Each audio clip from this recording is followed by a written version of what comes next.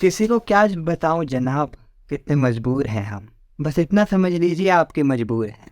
नमस्कार, 91.2 NIVH हंदूल से मैं विवेक त्रिपाठी, कक्षा 9 आदर्श विद्यालय का छात्र। आज हम मजदूर दिवस के ऊपर चर्चा करने के लिए एकत्रित हुए हैं और हमारे साथ हैं हर्ष और सर्वेश भैया। सबसे पहले कार्यक्रम की शुरुआत हम सर्वेश भैया की कविता से करते हैं। धन्यवाद विवेक। आज मैं आप सभी को एक कविता सुनाऊंगा जो मेरी स्वरचित कविता है और जिसका शीर्षक है मैं एक मजदूर हूँ। इसमें एक मजदूर क्या कहता है, आप सभी थोड़ा सा ध्यान से सुनिएगा। कभी कमा कर खाता हूँ, कभी भूखी सोता हूँ, मैं मजबूर हूँ, मैं एक मजदूर हूँ, मैं एक मजदूर हूँ। सिर पर बहुत सा कर्जा चढ़ा, तभी तो गाँव छोड़कर शहर आना पड़ा। अपनों से अब हो गया दूर हूँ, मैं एक मजदूर हूँ। अपने बिहार की छठ पूजा बहुत याद आती है, गांव का बगीचा याद कर आंखें भर आती है। पर अपनी जिंदगी का मैं स्वयं ही हुजूर हूँ, मैं एक मजदूर हूँ, मैं एक मजदूर हूँ। मैं दिल में ही दिल की बातें छिपा लेता हूँ, हर किसी के सामने मैं हंसकर दिखा देता हूँ।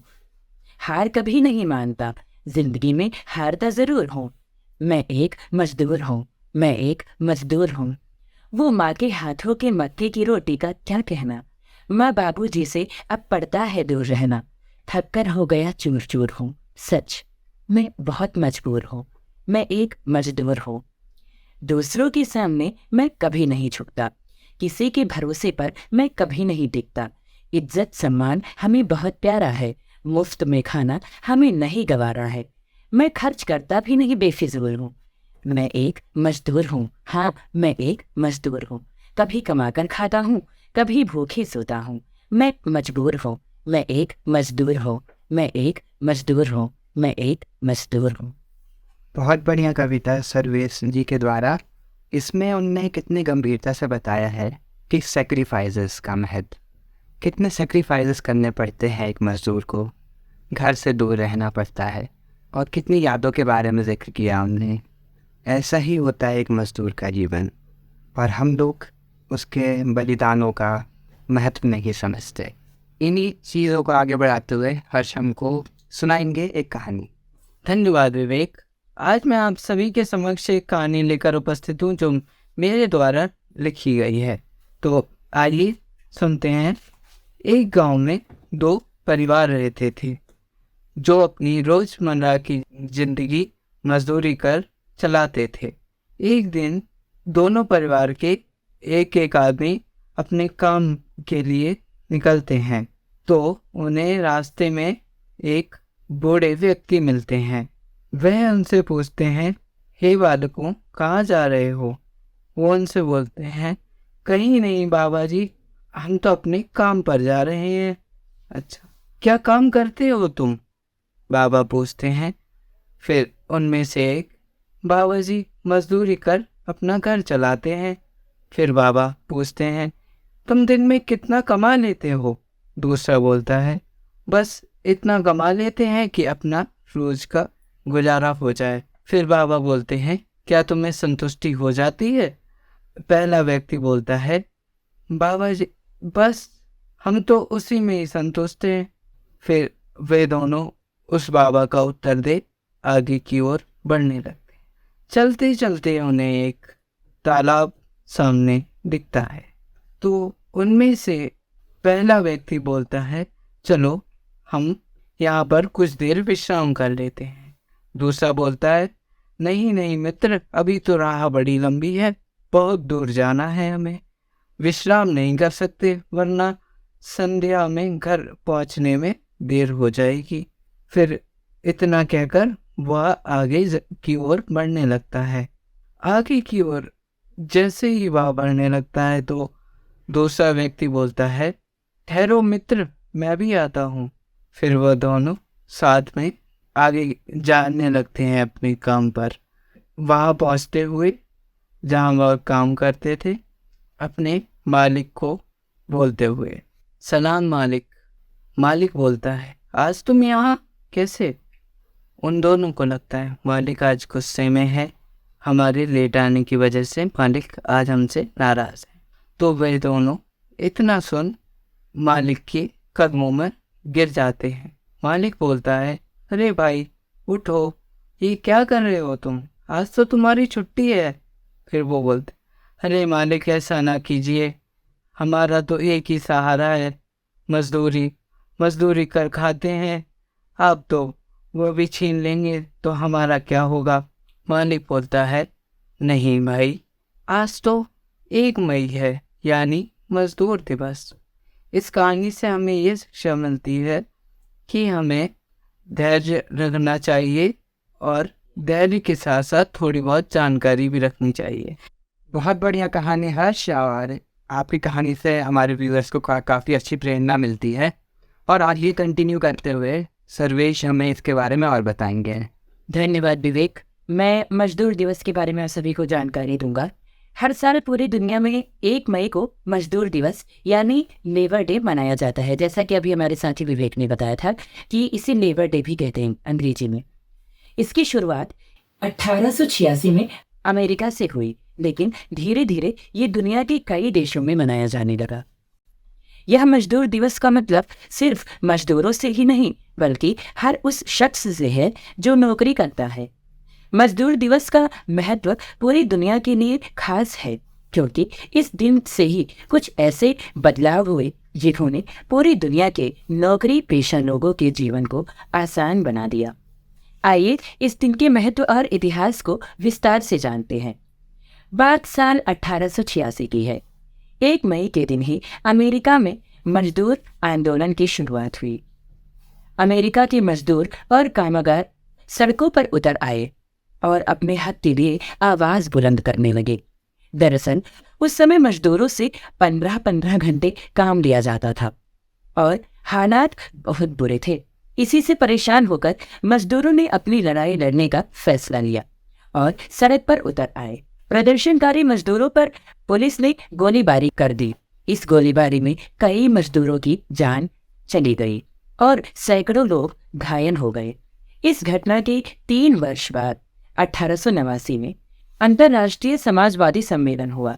इसी में फैसला लिया गया कि हर मजदूर एक दिन में केवल 8 घंटे ही काम करेगा। इसी सम्मेलन में ये फैसला भी लिया गया कि 1 मई को हर वर्ष मजदूर दिवस मनाया जाएगा। इसके अलावा 1 मई को छुट्टी देने का भी फैसला लिया गया। सबसे पहले अमेरिका में 8 घंटे काम करने के नियम के बाद कई देशों में इस नियम को लागू किया गया।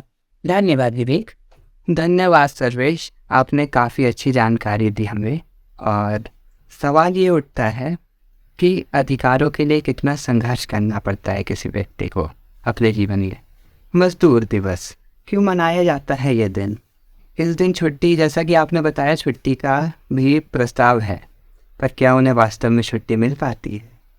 कुर्सियों में बैठे हुए अफसरों को इस दिन की छुट्टी मिलती है, पर वास्तव में जो मजदूर हैं वो इस दिन भी कार्य करते हैं।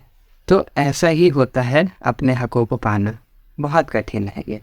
मैंने भी अभी जल्द ही कक्षा 11 में इतिहास में पढ़ा था औद्योगिक क्रांति।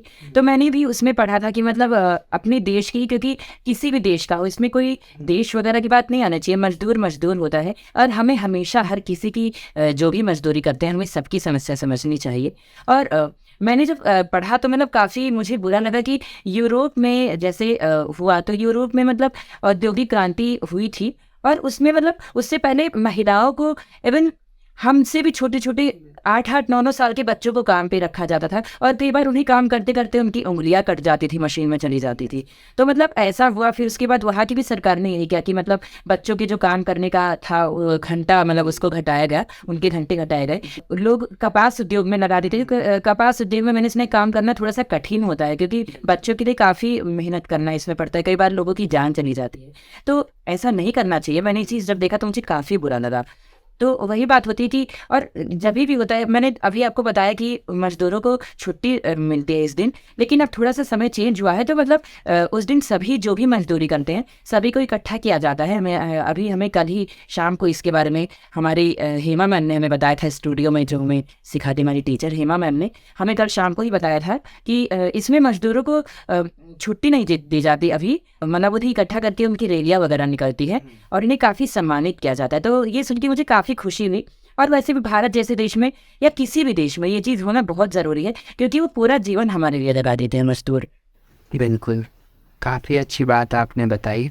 और जैसा कि आपने बताया बच्चों से काम कराया जाता था, वैसे तो ये कागज़ों में इलीगल है चाइल्ड लेबर।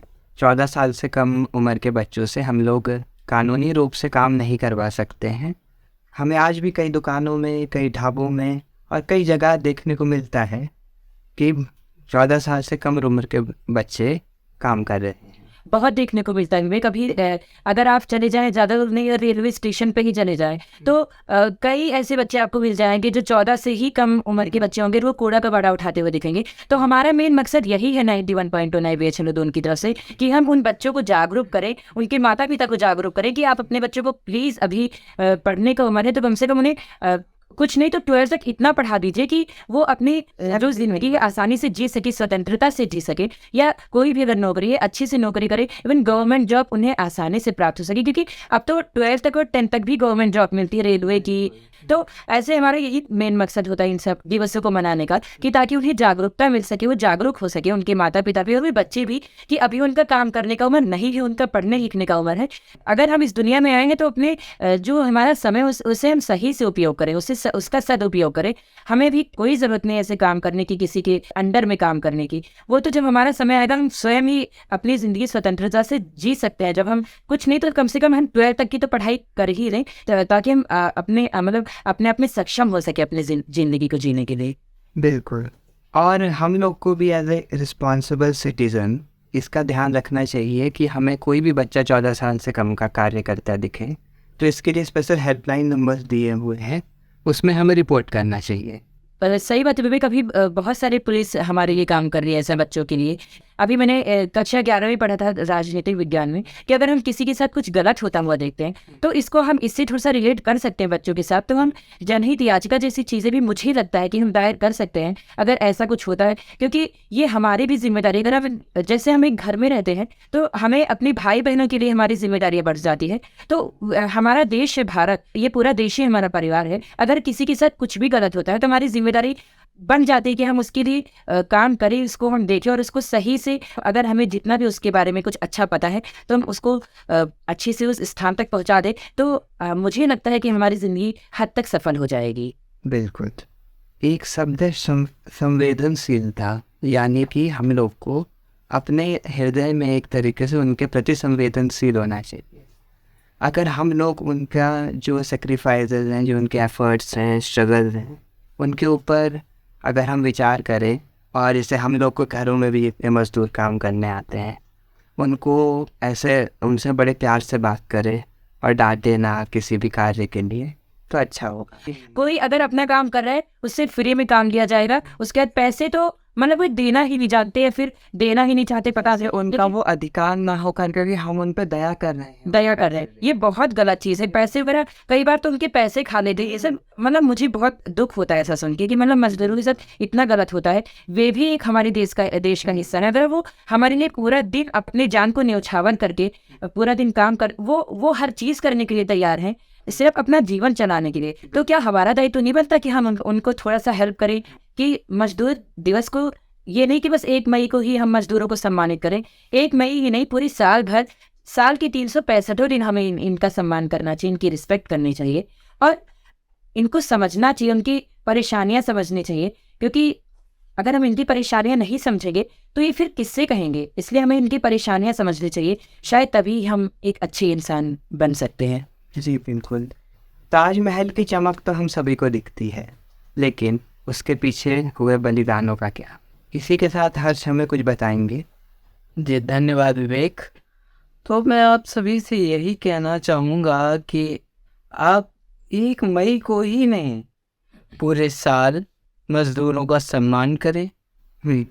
तो हर्ष ने अपने विचार हमारे संग साझा किए। मजदूर एक ऐसा व्यक्ति जिसे हर धूप और पसीना बारिश का सामना करना पड़ता है।